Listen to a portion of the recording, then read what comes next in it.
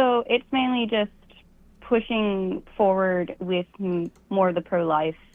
Like what? What has he done so far to do exactly that? Well, I don't know, was the reversal of Roe v. Wade during his time, or was Nope, that not even before? that. So, Okay. what has he done in the year 2025, so already since he's been president, to support your anti abortion stance? It's mainly just like his advocating for it and pushing Got for it. He it. hasn't done anything, is actually the real response. So you can't still be supporting him because of that, because he actually hasn't done anything in support of that.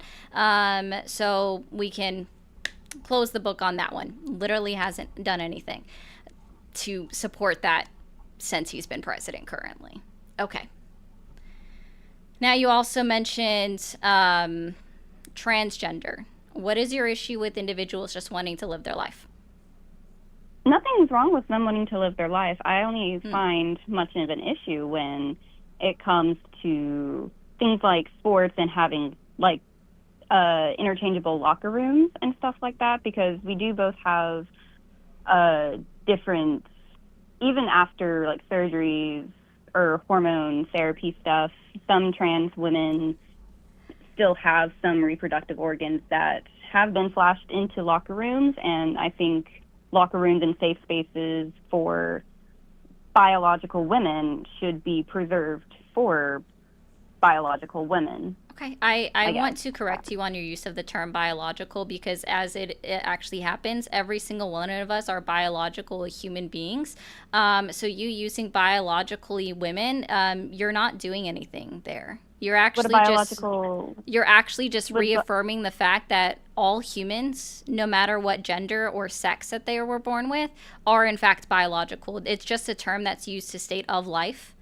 So in that case, grass is also biological as well. Germs on the computer desk are biological. My cat's fur that floats around, the dog's fur that is on the ground because she sheds a lot, all biological things because it's of life. So well, I yeah, just but wanted to help you out with that one. I It's guess I should have used the term biological female, since Nope, male still female incorrect. do refer to the Still they incorrect, refer to ma'am. the sexes rather than the There's a genders different way to say themselves. that. You just don't understand that there's a different way to say it. It's just what's been conditioned into terminology, No, so that's the only reason why I'm using it. it's not been conditioned into terminology. Unless you're talking to somebody that doesn't know anything about biology, then sure, it's been conditioned into a terminology by people that don't understand the basis of science, which apparently you fall under. And I'm not using that as an insult. It's just a statement of fact at this point, that you don't have the basic understanding of science and what words mean, and words are important in today's society. Okay, so it's not actually biological woman or biological female or biological male, because guess what? Biology still exists, right? Biology just means of life, the study of life. Okay, that's all you're saying is of life, of life. In the life of one who was born with Oh, the you are getting XY closer. chromosome. Oh, can you tell me the last time you got your karyotyping done? I'm going to be honest, I do not know what that means. Like I said, I'm still young and I'm Yes. still learning, so I'm just trying to... Yeah, I'm going to help you out with something. Karyotyping would actually be the test that you would get done to know what your chromosomal makeup are. Do you even know what how many different combinations of chromosomes there are? There are quite a few different types of pairings, yeah, but XY, XX being the main ones, except with mutations or abnormalities. They're not into mutations, those. nor are there abnormalities. We've seen instances of going way back into history of individuals that would actually have tested differently. Because I also have news for you. Also have to thank two people. I'm sorry for missing this. Thank you, Tara, for the 50 on the V app, and also thank you, Dagger, for the 50 as well. I'll respond to what you wrote out there, and I hope, Tara, I helped you out with that last caller as well, because he didn't get clicked. Anyways, so these are not abnormalities, because you would have to be telling me that the majority of the population then are makeup abnormalities, because we actually have more people that have different chromosomal makeup than the standard XYXX. in existence, then we have the standard XYXX chromosomes. These are all statistically proven stuff that we know and that we can find. I would also venture to guess that you would say that somebody with XY chromosomes would be incapable of bearing children, correct? Typically, yes. Yeah. Typically. You say typically, but we actually have 6 instances where somebody with 46 XY chromosomes, which is the purest form of what we could considered assigned male at birth. That's what you were looking for, was assigned male at birth is the term that you should start using if you want to hate on 1% of the United States population. Okay. I'm not hating on them. You are. You just don't understand it. And it's okay. I am trying to educate you a little bit. So we have 6 instances where someone with pure 46 XY chromosomes gave birth to a child. And they were incorrectly assigned male at birth, but they still gave birth to children. So we already have knowledge and data and proof, and this has all been studied. This is from 2013, published by PubMed, and it's on the National Library of Health that you guys can find it. That's a .gov website. I know you guys love your .gov. All right. We know this to be true.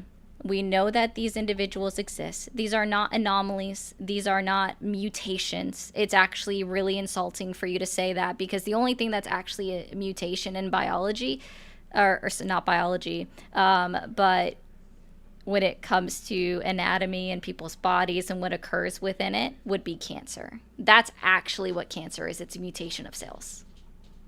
But somebody's chromosomal makeup is not a mutation. It's a aneuploidy. I'm not sure how to say that one. What's the word? Spell it. ANEUPLOIDIES.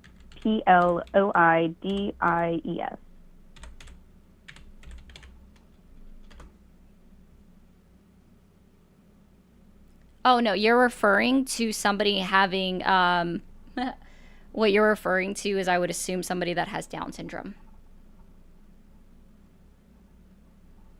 Like, literally, let's put that up. It is a genetic disorder, but that's specific to people that have genetic disorders. Not, where's the nice little picture that it had? There it is. I want to zoom in on this picture so everyone can see it, what she's trying to say.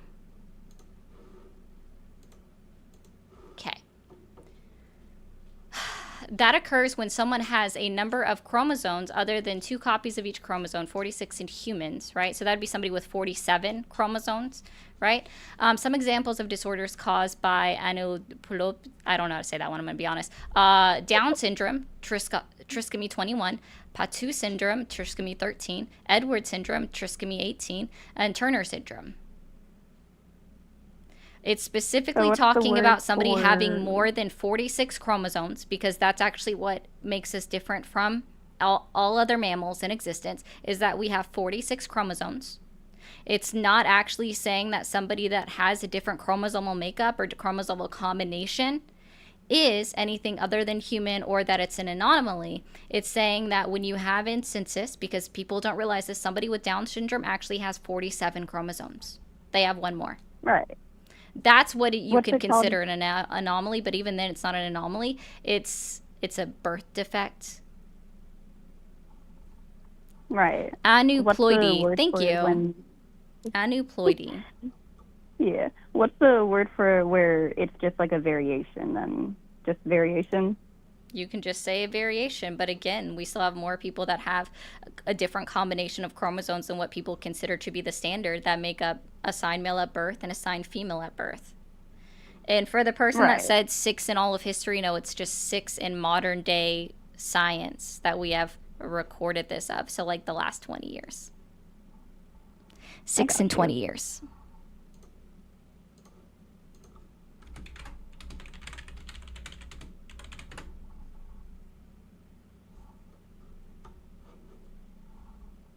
For the whole like trans thing, are you on the side where like the therapy, gender affirming care for people below the age of 18? Or I support HRT being given out to individuals that are at least 12 years old. And also, transgender individuals are not a thing, ma'am. So please don't call it a thing. Wait, what? You said trans thing. Don't. I'm just asking you not to say that. I apologize. Thank you. Can I ask why it's at 12 since hormones are still developing, and I believe, if I'm not mistaken, that there could be issues later along in life for those who receive that care at as young of an age as 12. Is there a reason why it's not? Yeah, because people forget 18? that HRT is used for more than just individuals that identify as transgender. So, for example, women, or in this case, girls, when I'm talking about 12 years old, can experience polycystic ovarian syndrome, PCOS, right? Right. And then Right. also you have individuals, and this goes for men and women that, or in this case, girls and boys, that can experience precocious puberty, where their bodies are actually producing too much of their existing hormone, right? Their primary hormone. So like women existing too much estrogen, men existing too much testosterone, which actually isn't good for the human body. So in this case, Right. HRT is needed to help those individuals continue to live a normal life instead of experiencing the debilitating conditions that could occur as a result of their diagnoses. So HRT is important for individuals, even at a young age of 12, because we're not just talking about transgendered individuals, we're talking about cisgendered individuals. There's many different reasons. And nobody is going, well, I wouldn't support anybody, let me rephrase it, I wouldn't support anyone going to a doctor and obtaining HRT for someone that is experiencing a shift in their personal schema, which is what would lead to transgender individuals, right? And identifying with the opposite gender, what we assume to be the opposite gender, because gender is a social construct. I wouldn't support any of them undergoing HRT without also going to therapy and working through all of their feelings that they have. We also I can know... respect that. I can Go can ahead. find an agreement on that one. Yeah.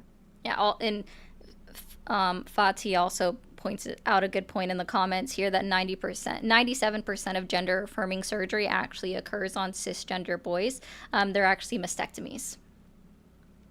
Right. Whenever I refer to gender affirming care, it's mainly me referring to... Which would be holistically incorrect if you're just going to say you're placing it only on transgendered individuals, because there are plenty of men, even in today's existence, where they are actually growing what would be considered female breast tissue in their breasts, and they're undergoing their own form of gender dysphoria as adult men as a result, right? So gender affirming care is actually anything that you do that reassigns or reaffirms your existence in your gender in the social constructs that we exist. I wasn't placing it entirely on it. When I mean, when I say gender affirming care, specifically, I should have specified on this a little bit more as well. That's on me, to the point where people below the age of 18 are getting like surgeries to, like transgender people are getting surgeries to affirm it. I know what I'm trying to say, I just can't find the words. What you're talking about is gender reassignment surgery. Yeah. Yeah. Thank you. So I wouldn't support that for anyone under the age of 18. I believe that you should be an established adult in order to consent to a completely life-altering surgery in that regard. And that shouldn't be anything that's decided on their own. We already know that there are rules in place for that, right? That you have to undergo a certain amount of therapy. Your therapist has to approve it, and then you have to find a doctor that can perform it. Like there are multiple steps that individuals have to go through, and even to obtain their gender reassignment surgery. And also, it's not even covered under insurance, so they have to pay for that stuff out of pocket, which is a lot. I never heard about that part being a requirement, actually. Yeah. Therapy is required to qualify for gender reassignment surgery.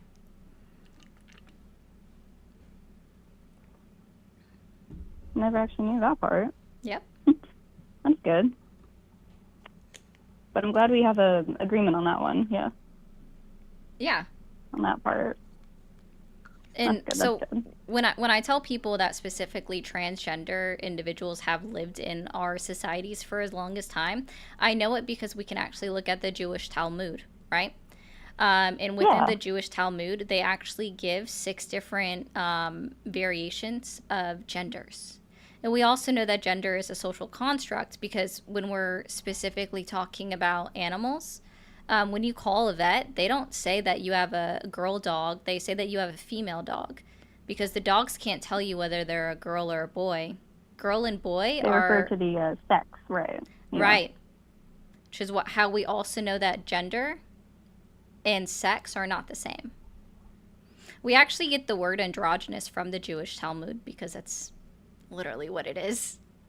And androgynous individuals are individuals that you can't tell just by looking at them whether they are male or female, girl or man boy. or women. Yeah. Yeah. Okay. Well, I hope I helped you learn some additional stuff on that. Your next point you brought up was immigration. Yeah. Oh, and thank you, CJ, for the 25 on the Green app. I just saw that. Sorry about that.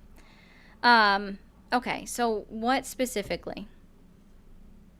So I do think we should have a little bit more of a stricter border, and I do believe that those who enter illegally should not have the same rights of an American citizen as one who is an American citizen. The Constitution would disagree with you in almost every single amendment. Can you explain how on that one? Yeah, so if you're looking at the United States Constitution, so specifically we can look at the 5th and 14th Amendments, which is what Donald Trump is actively trying to dismantle. Nowhere in it does it actually specify that these rights only apply to citizens. Now that is part of it in the 5th Amendment. Let me actually just go ahead and pull this up. All right. There are parts where they specifically say citizen, but then they also widen it back up. So here's the first part.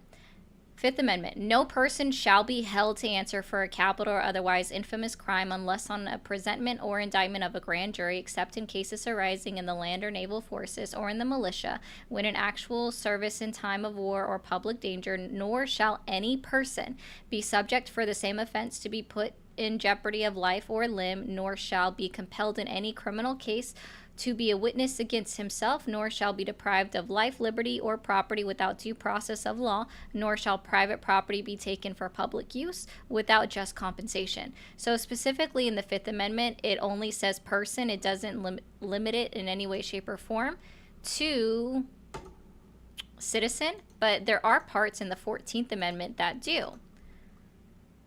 That's the 13th, my bad. Okay, so let's get down to...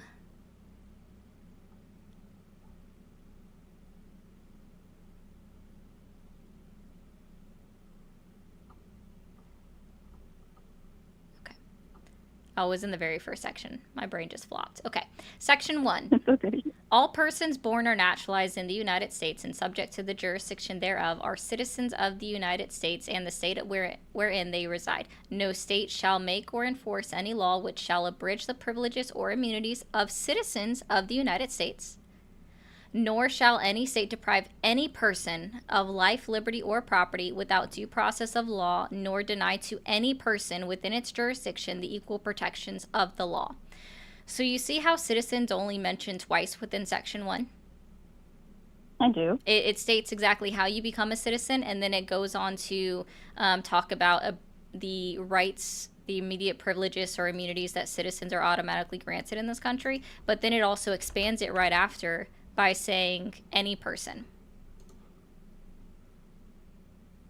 And this has also been upheld 5 times by the Supreme Court of the United States, whose job is to interpret the United States Constitution. Thank you for the 10.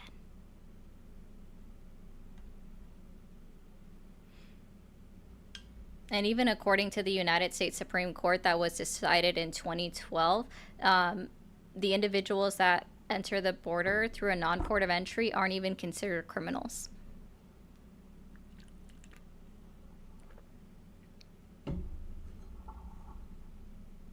It's just a little confusing if, like, let's say someone breaks into Mexico, they would get deported back to the U.S.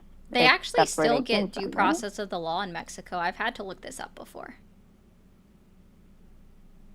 They don't get just sent back. They still actually get reviewed. Is that just for the people who broke in, or is that for the ones who also had committed a crime, like more than just the breaking into a country part? No, if you commit a crime, you're tried in Mexico for the crime, and then you serve time in that prison unless the United States files for extradition. So are you on the side of deporting those who commit more than just breaking into the country, so like inciting into murders or... Oh, no, 100%. If somebody's actually violated the letter of the law, which, let's be very clear, violation of 8 U.S. Code 1325 is only considered a Class B misdemeanor. It's a civil offense. And again, this is recertified in Arizona versus United States 2012, that it's a civil offense and they're not considered criminals, so that you can't even call that a criminal act. I just want to be clear on that one. But...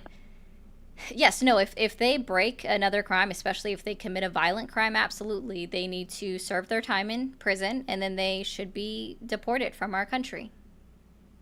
Okay. After they've served their time. I respect that. I respect that, and I agree with that. Do you think the mass immigration that we have had in this country has had a positive or a negative effect? I believe that immigration is a net positive to the United States. Not just like immigration as a whole topic, but specifically the mass immigration that we've had for the past couple years. We haven't had a mass increase in immigration. We've had an increase of encounters at the southern border, but encounters don't automatically equate to crossings.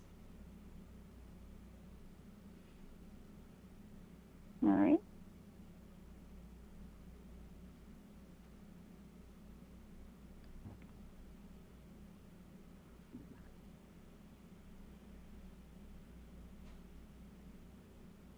Do you happen to know how many jobs are available in the United States right now?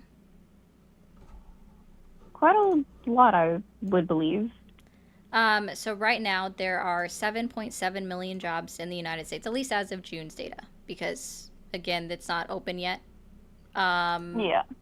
They haven't updated the data yet. At real time. Yeah. They're about 15 days behind on all of it. So there are 7.7 million jobs available. Our last unemployment rate number was 4.2%, which means that there were 7.2 million available workers for those jobs, which means that there are more jobs than we have workers. So in this respect, we do need immigration to come into our country to fill some of those jobs. I do believe that in those specific jobs, all the ones that are listed and available need to be filled by work visa holders, because that's needed. Can I ask why you feel that they're needed for work visas rather than American citizens who are able to fill those positions? Because we already have a net deficit of 500,000 jobs within those numbers. When it's 7.7 available jobs, but 7.2 million available American citizens to work them, unless you're asking for 500,000 American citizens to work 2 full-time jobs? No, not at all. Oh, okay. So then in that case, yes, we do need 500,000 immigrants with work visas to fill the jobs that are listed. But then for those, for the people who don't have a work visa and just enter the country for other reasons on that, who still managed to get a job that could have been for an American citizen who was looking to get that job. None of the listed jobs, I would almost guarantee, would ever consider hiring an illegal immigrant. Most of those jobs are going to be like office jobs. So in that case, they're not taking jobs. They are taking jobs that people feel as though we are too privileged to be able to have to work them. So for example, like I personally would never work in the field. I don't think you would either. I personally choose to make sure that my job is within air conditioning.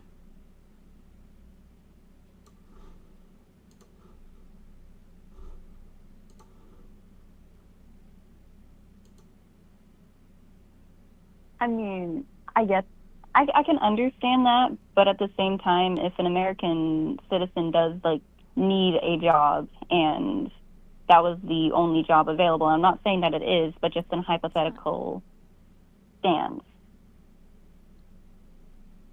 Americans are also feeling a lot of privilege in what they should be paid, and let's be very clear, I don't think that the United States pays a fair and livable wage within the United States. So, to our own citizens. So, yeah, they're still like let's be clear. If there is an employer that is willing to hire someone that is illegal, then they're always going to be willing to hire someone that is undocumented or unauthorized to be within the country.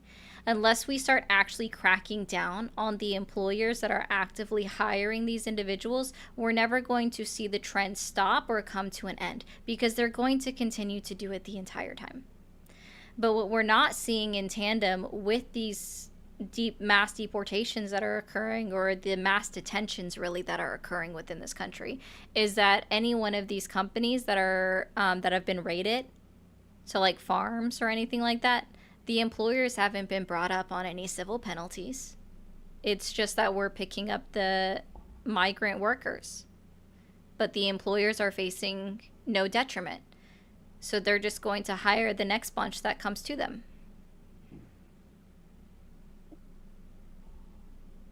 And do you agree that more action should be taken against those employers? Yes, absolutely. They're already violating cool. laws that have been in place since 1989, when the original enforcement was already made worse, or it was made more restrictive on who you could hire and whatnot. And so, unless we're actively going against them, like I said, it's just going to continue to happen. Right. And I also agree that we do need to take action on that. I also agree there.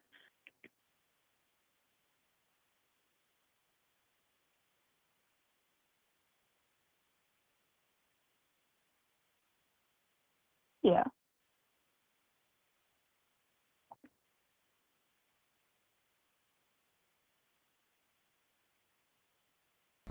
I'm sorry. Did you? Someone was asking me a question off camera. What was your question? You're good. I was just saying that I agree that we do need to take action against those employers as well. Oh yes, absolutely. Because if we're saying that they're taking jobs away from American citizens, then we actually have to set standards up and start making it a real issue to get them to even stop, hiring them. If that's really the issue, then we have to start at the top, which would be the employee and the employers. It's not the employees. I don't know why we're hurting them. That's the thing. Because one thing that I don't think is talked about enough is how much immigrants actually pay in taxes that they don't get anything back from. So, because according to the IRS, any individual, regardless of immigration status, can obtain an ITIN. And if they give an ITIN to an employer, then they are automatically deducting Social Security and Medicare taxes out of those paychecks every single paycheck. right?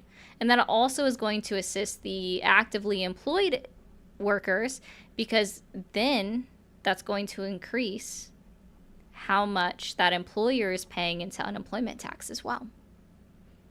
Mm-hmm. But yeah, the undocumented immigrants that are working within this country, if they have ITINs, they're a net positive to the system, because they're paying into a bucket that they will never see a penny from. That's kind of sad, no? Oh, I'm not going to say it's right, but also I do agree that the social safety net programs that we have, like Medicaid, Medicare, Social Security, those should be limited to the United States citizens. I agree with that. Okay. I also agree with that. Yeah. Yeah.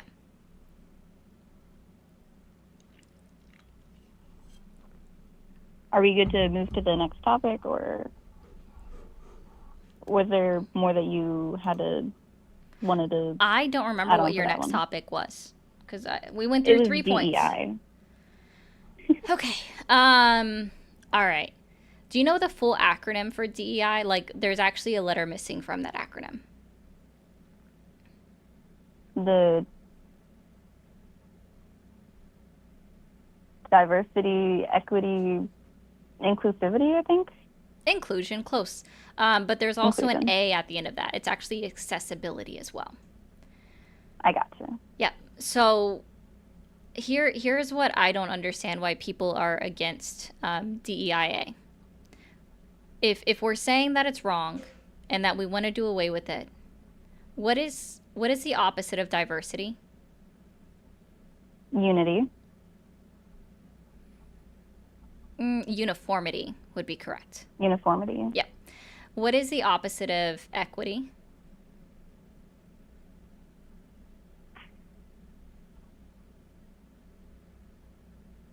It would be inequity. Not inequity. What is the opposite of inclusion? Exclusion. And what is the opposite of accessibility? Inaccessibility. Inaccessibility. So by saying that DEIA is wrong when it's actually supporting or promoting the inclusion of all individuals regardless of their backgrounds, their appearance, their religion, their disability, you are saying that you are supporting uniformity, which means everybody should look the same or act the same or be the same. You're supporting inequity, which means that everybody should automatically be basically fight for yourself, fend for yourself, pull yourself up by your bootstraps, do it all yourself from the ground up. Exclusion, meaning you are willing to exclude individuals from, let's just say, the game. So like you're okay with the kid that doesn't get picked for either team on the soccer field. And then you're about the inability. So the inability for people that may have, or the inaccessibility for people to get into buildings, right? Or make sure that if somebody works on the second floor and they're in a wheelchair, that they have access to an elevator to get up there, which means renovating and promoting the ability to give federal funding to old buildings to make sure that individual that has a wheelchair has access to an elevator, which requires construction within that building. Right. Yeah. And a lot of people have an inherent misunderstanding of what DEIA actually is. It's just a human resources training program that companies can opt in or opt out of that require them to post the availability of jobs to other websites that they may have never considered posting them to. Or just making sure, let's say, a local eatery is trying to hire, make sure that the flyer is posted for a job available in all parts of that town. Put it in all the laundromats, including the laundromat that people don't like to go to because of who might live in the area, right? The assumption of who might live in the area, right? Or where people avoid it. It's about just making sure that job postings are available to everyone to see. It's not actually a hiring program. A lot of people get DEIA confused with affirmative action. And those are not the same. Affirmative action is the one that actually created a quota for jobs in universities to make sure that they hired a certain number or percentage of marginalized communities.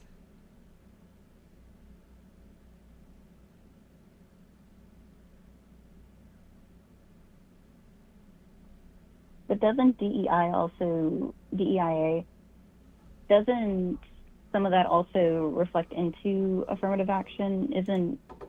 affirmative action part of that, or no? No, affirmative action was its own law and program that was instituted by the United States government, which hasn't been in effect since, I want to say, 2021 or 2022. I don't remember exactly which year, but that was when it was overturned by the United States Supreme Court. I think that's the one in which I think I was thinking of. Yeah. A lot of people do confuse them or conflate the two, not having an understanding that they're inherently different. And it's not just you. Right. Yeah.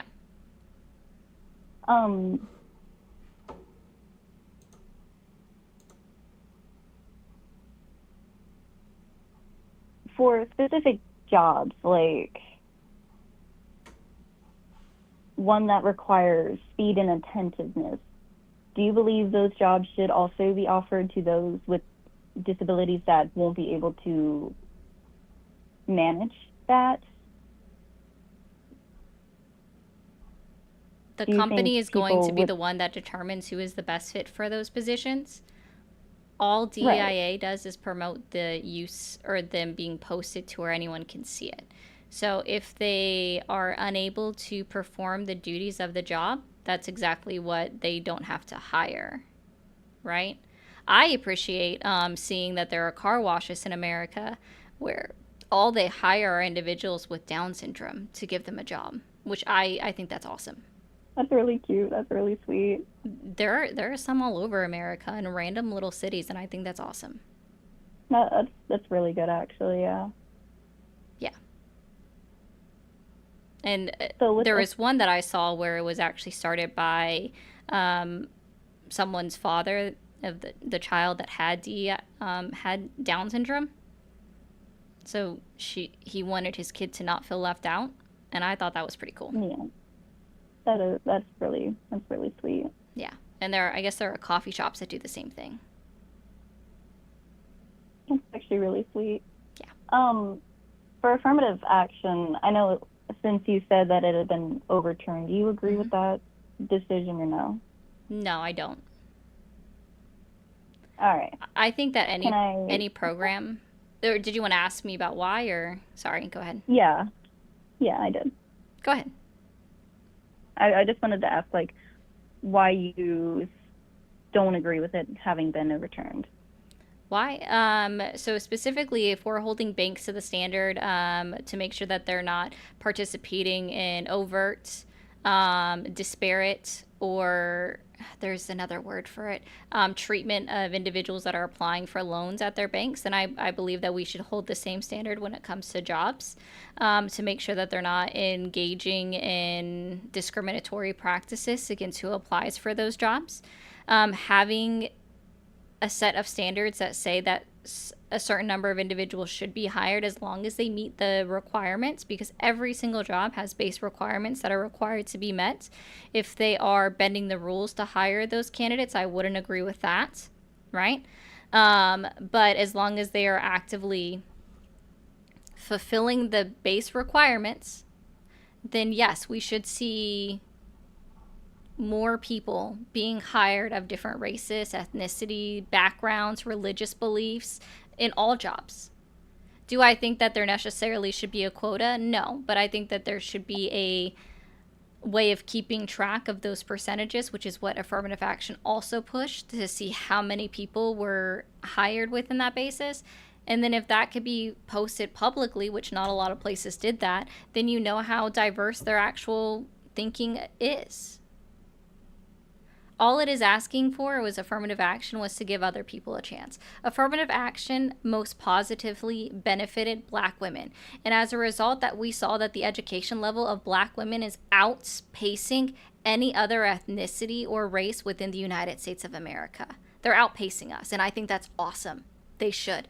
They are considered the most intelligent individuals within our country right now are Black women. And I think that's fantastic. DEIA mostly benefited white women.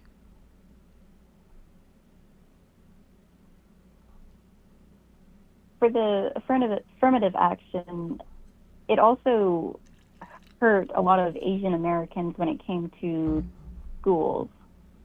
There were a lot of universities that had to lower what their requirements were in order to fit that standard, and certain like I said, SAT scores that were yeah, that's why I said like I points wouldn't knocked agree off. with it as far as setting a standard or requiring them to modify what their basic standards are. Like I said, I wouldn't agree with that. I still think people need to meet the base standards. Would you, rather than much having affirmative action, since it focuses more on appearance rather than merit in that stance? It doesn't. That's just one factor. It feels like it. That's an inherent misunderstanding. Like It's just saying that they should be considered for the position, giving them an equal opportunity to be considered and look outside of someone's race.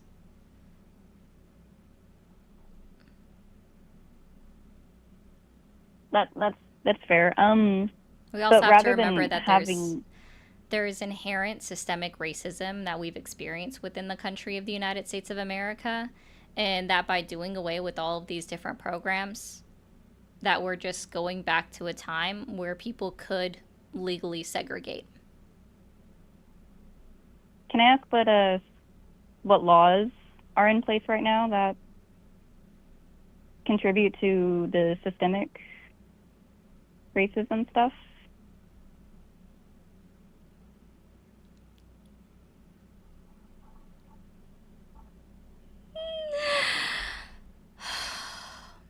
Specifically, Donald Trump's executive order allowed contractors to no longer pay their other race employees that are not white the same wage. They allowed government agencies to no longer consider black-owned businesses as the same as white-owned businesses.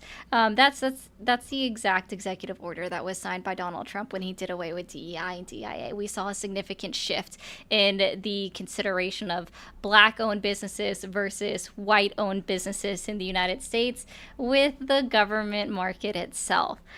We also see specifically, actually, there was one law that was put into place under the Obama administration, which was about pay transparency, right? So when pay transparency was in place, you could see what the rate was supposed to be, the standard, the gap between it, right? So the minimum and the maximum that somebody would be paid working for that company or working within that industry.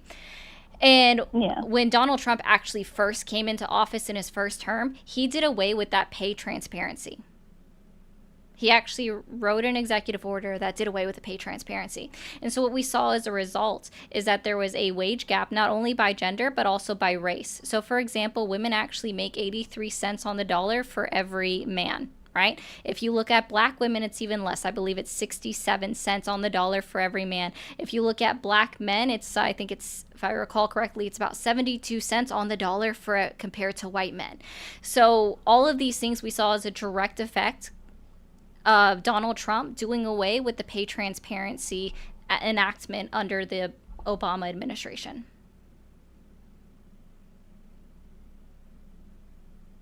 So every time we do away with something that was positive that could promote diversity and inclusion, we see a direct negative response when we roll it back.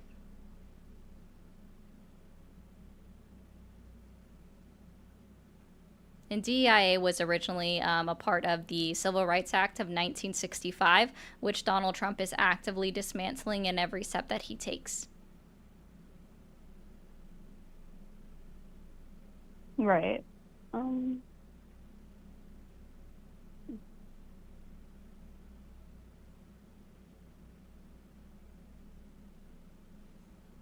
you believe that merit and quality of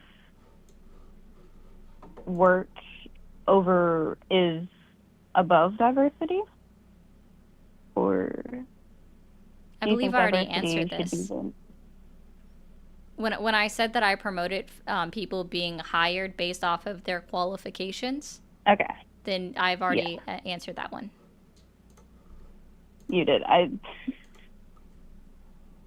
Yeah, you did already answer that one. Sorry. No, you're fine. All right.